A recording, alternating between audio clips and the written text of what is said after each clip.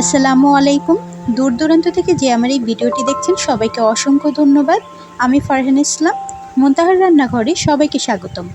আজকে আমি আপনাদেরকে 1.5 কাপ ময়দা, একটি ডিম আর আলু দিয়ে দুর্দান্ত স্বাদের একটি বিকালের নাস্তা তৈরি করে দেখাবো। এই নাস্তাগুলো খেতে কিন্তু অনেক টেস্টি হয়। একবার তৈরি করে খেলেই আপনারা বুঝতে পারবেন যে নাস্তাগুলো কতটা মজাদার হয়।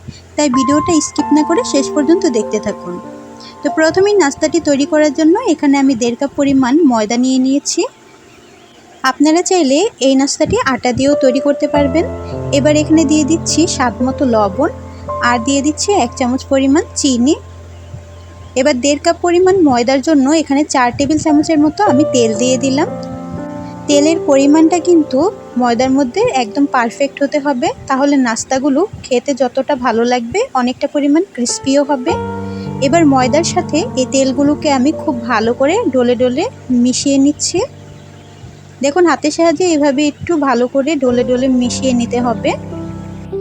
যদি তেলের পরিমাণটা আপনার একদম পারফেক্ট হয় তাহলে দেখবেন এখান থেকে কিছুটা পরিমাণ ময়দা হাতের মধ্যে নিয়ে চাপ দিলে এইভাবে দলা পাকিয়ে যাবে, আর ছেড়ে দিলে কিন্তু একদম গুঁড়ো গুঁড়ো হয়ে যাবে।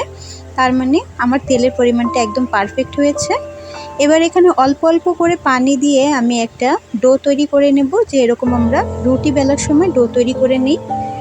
ডোটা কিন্তু বেশি শক্তও করা যাবে না, আবার একেবারে নরমও করে ফেলা যাবে না। তাই অল্প অল্প করে পানি দিয়ে খুব ভালো করে একটা সফট ডো তৈরি করে নিতে হবে। দেখুন এইরকম একটা সফট ডো আমি তৈরি করে নিয়েছি। এবার হাতের সাহায্যে কিছুটা পরিমাণ তেল আমি এই ডোয়ের উপর মাখিয়ে দেব। এতে করে ডোটা কিন্তু অনেকক্ষণ পর্যন্ত সফট থাকবে। এবার একটা ভিজা টাওয়াল দিয়ে আমি এই ডোটাকে ঢেকে দিচ্ছি। তারপরে একটা ঢাকনা দিয়ে ঢেকে রেখে দেব 10 মিনিটের জন্য।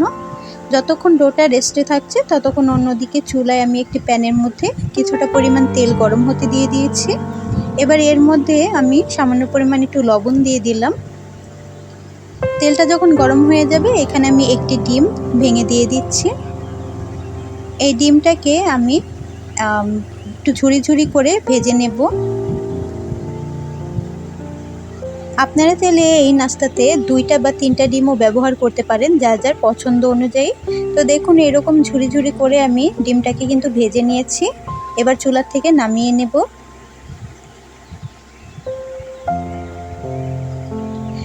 একই প্যানের মধ্যে আমি আরও কিছুটা তেল দিয়ে দিচ্ছি। এবার এখানে হাফ চা চামচ পরিমাণ দিয়ে দিব আমি গোটা জিরে। জিরেটা যখন একটু ফুটে আসবে তখনই এখানে আমি 2টা পেঁয়াজ কুচি দিয়ে দিচ্ছি, আর দিয়ে দিচ্ছি 2টা কাঁচামরিচ কুচি। এই কাঁচামরিচটা এই পর্যায়ে দিলে কিন্তু খুব ভালো একটা ফ্লেভার আসে। এবার পেঁয়াজ আর কাঁচামরিচটাকে আমি কিছুক্ষণ ভেজে নেব। 2-1 মিনিট ভাজার পরে দেখুন এর কালারটা কিন্তু একটু চেঞ্জ হয়ে এসেছে। এটাকে বেশি ভেজে পুড়ে ফেলা যাবে না, এরকম হালকা একটু কালারটা পরিবর্তন হলে এখানে সাথে সাথে আলুটা অ্যাড করে দিতে হবে। তো এখানে আমি একটি বড় সাইজের আলু টুকরো করে কেটে 70% সেদ্ধ করে রেখেছিলাম। আপনারা চাইলে এখানে কাঁচা আলুটাও ব্যবহার করতে পারবেন। সেক্ষেত্রে কিন্তু আলুটা যতক্ষণ না সেদ্ধ হয়ে যায় ততক্ষণ ভেজে নিতে হবে। তো আমি আলুটাকে কিন্তু এখানে 2-3 মিনিটের মতো ভেজে নিয়েছি, যেহেতু আমার আলুটা সেদ্ধ ছিল। এবার এখানে আমি একটি টমেটো এভাবে কুচি করে কেটে দিয়ে অ্যাড করে দিচ্ছি। এবার টমেটোটা দেওয়ার পরে আরও 2-1 মিনিটের মতো আলুটাকে ভেজে নেব, যতক্ষণ না টমেটোটা একটু নরম হয়ে আসছে। কিছুক্ষণ ভাজার পরে দেখবেন টমেটোটা এরকম একটু নরম হয়ে গেছে।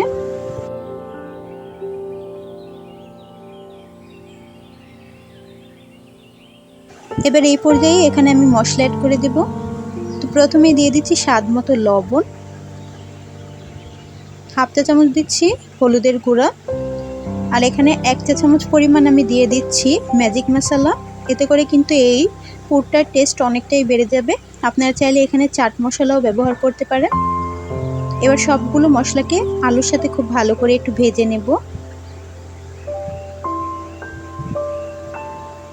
1-2 মিনিটের মতো মশলাগুলোকে ভাজবেন, এতে করে কিন্তু খুব সুন্দর একটা ফ্লেভার বের হবে। 1 মিনিটের মতো ভেজে নিয়েছি। এবার যেই ডিমগুলোকে আমি ভেজে রেখেছিলাম ওই ডিমগুলো এখানে অ্যাড করে দিচ্ছি। তারপরে আবার 1 মিনিটের মতো একটু ভেজে নেব।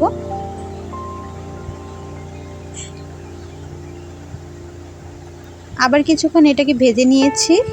এবার আমি এইখানে ধনেপাতা কুচি অ্যাড করে দেব। এতে করে কিন্তু পুরের মধ্যে খুব সুন্দর একটা ফ্লেভার আসবে। আপনারা যদি ধনেপাতা না দিতে চান তাহলে কিন্তু স্কিপ করতে পারেন। এবার 2-1 মিনিটের মতো এইভাবে একটু নেড়ে চেড়ে এই পুরটাকে ভেজে নেব। তারপরে আমি চুলাটা বন্ধ করে দিচ্ছি। ফিরে এলাম 10 মিনিট পর। এবার আমার ডোটা আমি দেখিয়ে দিচ্ছি যে কতটা পরিমাণ সফট হয়ে গেছে। দেখুন আঙ্গুল দিলেই কিন্তু ডেবে যাচ্ছে আর হাতে লেগে আসছে না। এবার এই ডোয়ের থেকে আমি 6টা পরিমাণ লেচি কেটে নেব। আপনারা চাইলে আরও বড় বা আরও ছোট করেও লেচি কাটতে পারেন, আপনাদের পছন্দ অনুযায়ী তৈরি করে নেবেন। এবার এই লেচিগুলোকে আমি হাতের সাহায্যে ঘুরিয়ে ঘুরিয়ে বলের শেপ তৈরি করে নেব। এতে করে বেলার সময় কিন্তু রুটিটা সুন্দর গোলভাবে বেলা হবে।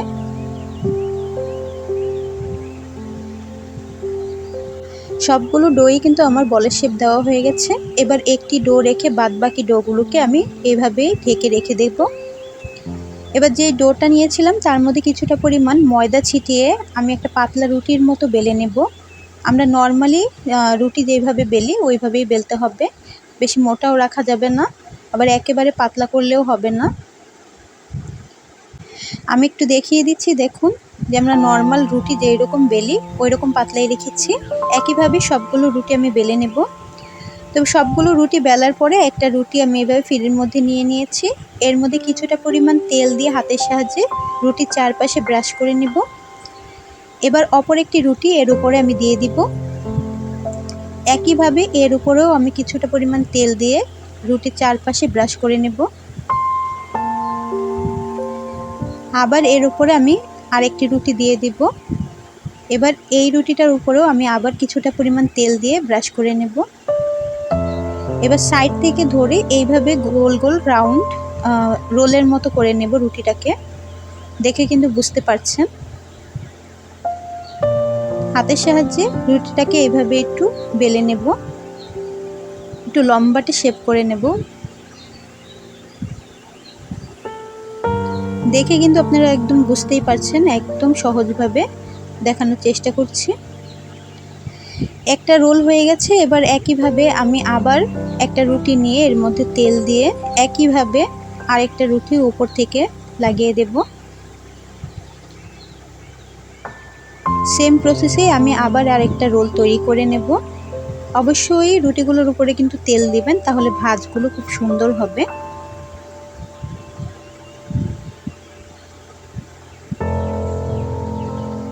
এবার এই রুটিটাকেও আমি রোলের মতো শেপ তৈরি করে নিচ্ছি।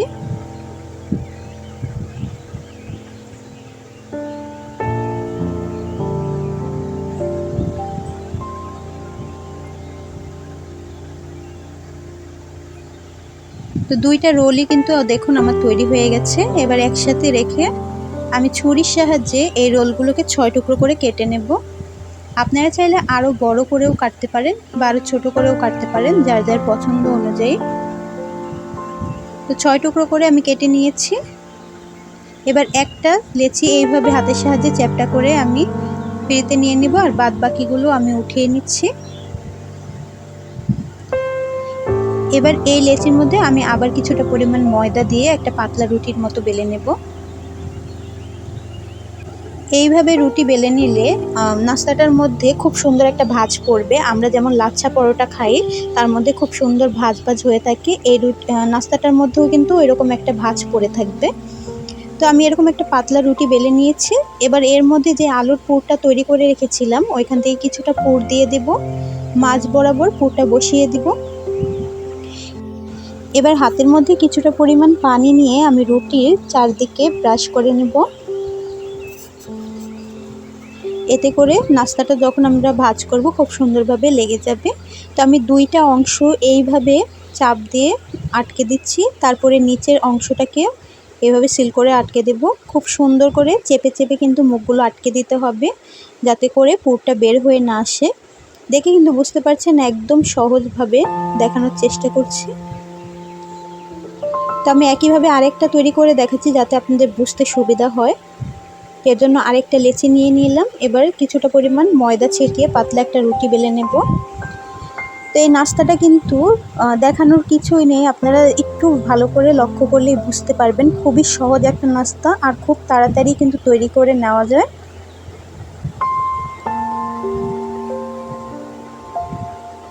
তো এরকম একটা পাতলা রুটি কিন্তু আমি বেলে নিয়েছি।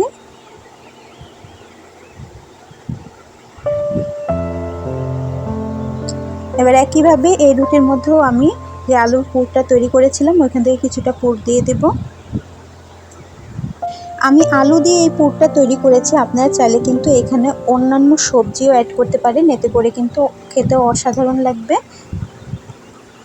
এবার এই রুটির চারপাশে কিছুটা পানি ব্রাশ করে দুইটা পাশ অর্ধেক এভাবে ভাঁজ করে নেব, তারপর নিচের পাশটাকে আটকে দেব। আর অবশ্যই আঙুল দিয়ে খুব ভালো করে চেপে নাস্তাটাকে আটকে নিতে হবে, না হলে ভাজার সময় পুরটা বের হয়ে যাবে। তো একই পদ্ধতিতে আমি বাদবাকি যে নাস্তাগুলো আছে ওইগুলো তৈরি করে তারপরে আপনাদের দেখিয়ে দিচ্ছি। নাস্তাগুলো ভাজার জন্য চুলাতে একটি প্যানের মধ্যে কিছুটা পরিমাণ তেল গরম হতে দিয়ে দিয়েছিলাম। তেলটা যখন হালকা গরম হবে তখনই এক এক করে নাস্তাগুলো দিয়ে দিতে হবে। বেশি গরম করে নাস্তাগুলো দিতে গেলে উপর থেকে খুব তাড়াতাড়ি কালার চলে আসবে আর এই নাস্তাগুলো ভেতরটা কিন্তু কাঁচা থেকে যাবে। তাই চুলার আঁচটি একদম লোতে রেখে তারপরে এই নাস্তাগুলো খুব ভালো করে উল্টে পাল্টে ভেজে নিতে হবে, যেমন করে আমরা তেলের মধ্যে পরোটা ভাজি। তো একটু সময় নিয়ে নাস্তাগুলোকে ভাজতে হবে। দেখুন নাস্তাগুলোর কিন্তু খুব সুন্দর একটা কালার চলে এসেছে।